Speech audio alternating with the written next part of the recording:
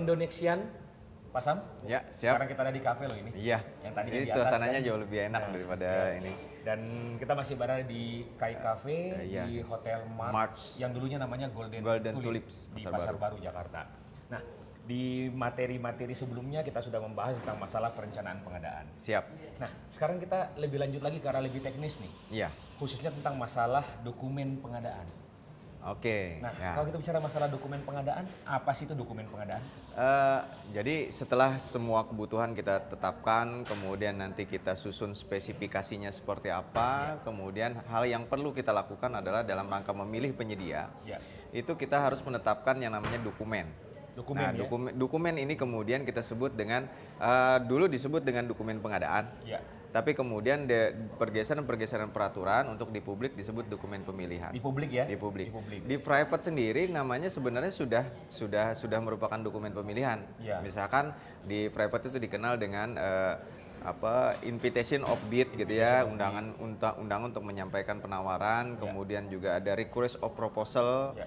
Jadi request untuk menyampaikan proposal dan seterusnya. Jadi pada intinya sebenarnya itu adalah dokumen pemilihan. Nah, kalau kita bicara masalah dokumen pengadaan, pengertian pengadaan ini kan bukan cuma sekedar pemilihan. Ya. Pengadaan itu dimulai daripada identifikasi kebutuhan sampai dengan serah terima. Sampai serah hasil terima, pekerjaan. Jadi kalau kita mengatakan dokumen pengadaan, maka pada prinsipnya dokumen ini adalah dokumen sejak proses.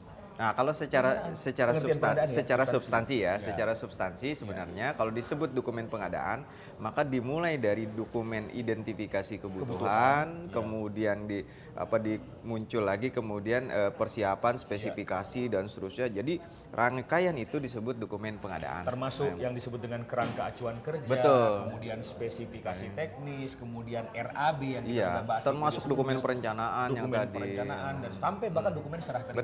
Betul sekali. Sekarang mari kita fokus ke dokumen pemilihan. Iya. Dokumen pemilihan ini adalah dokumen yang digunakan untuk memilih, Ya. memilih penyedia barang atau jasa. Gitu kan? Bagian kecil dari proses pengadaan barang jasa adalah bagaimana memilih supplier. Supplier. Nah, memilih supplier ini kemudian dokumennya disebut dengan dokumen pemilihan. Dokumen pemilihan. Nah, kembali lagi bicara tentang dokumen pemilihan, pasti ada bagian-bagian dokumen ini juga. Ada, Nah, ada. apa saja bagian-bagiannya ini? Secara utama sih sebenarnya yang disebut dengan dokumen pemilihan itu pertama Ya. dia berisi tentang susunan dokumen pemilihan terdiri dari kriteria pemilihan. Kriteria pemilihan. Kemudian yang kedua adalah dokumen kualifikasi. Kualifikasi itu dokumen yang Menilai kompetensi daripada nanti calon supplier. Tapi ditetapkan dulu oleh yang akan memilih nih ya. Oleh yang akan memilih, bisa itu pengguna, bisa itu pelaksana, bisa itu juga yang memilih. Nah, maka kemudian pilihan-pilihan ini dituangkan dalam dokumen pemilihan. Nah, pilihan misalkan dalam proses mengevaluasi itu kan ada dua hal yang perlu kita ini. Ada mengevaluasi motivasi, mengevaluasi kapabilitas. Nah, kedua hal ini kemudian dievaluasi di dalam dokumen yang namanya bagiannya ada administrasi ini teknis, kemudian teknis, kemudian biaya. Nah, ini dokumen pemilihan namanya. Dokumen pemilihan ini kita yang setting, kita yang susun, kemudian kita yang tentukan.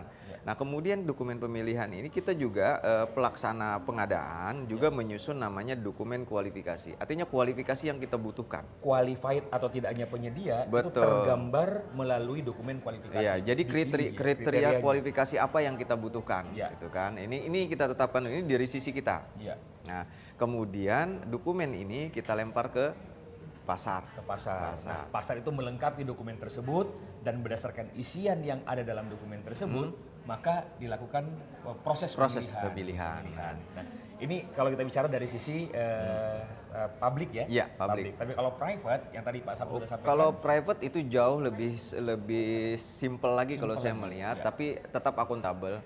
Karena di private itu dikenal dengan nama misalkan dikenal daftar rekanan terpilih yang kemudian disebut dengan vendor management system. Jadi kalau di private itu sifatnya hanya bersifat invitation, pengundangan saja. Ya, invitation to bid untuk menawar. Nah, kalau misalkan pekerjaan ini adalah pekerjaan yang kompleks sehingga memerlukan usulan dari supplier, maka ini nanti ada yang kita minta mereka menyampaikan proposal. Nah, ini di private. Di private ya. Jadi kalau kita lihat secara detail bahwa Yang disebut dengan dokumen pengadaan adalah dokumen yang diperlukan untuk melaksanakan pengadaan barang atau jasa. Nah, pengadaan ini bukan cuma sekedar pemilihan. Betul. Dimulai daripada identifikasi kebutuhan sampai dengan serah terima. Sehingga kalau kita mengatakan dokumen pengadaan adalah semua dokumen mulai daripada perencanaan sampai dengan serah terima hasil pekerjaan. Betul. Nah, ini untuk publik nih. Iya. Publik. Tapi kalau untuk private itu jauh lebih simpel, jauh lebih simpel, iya. Ada request for proposal, invitation to bid dan segala macam.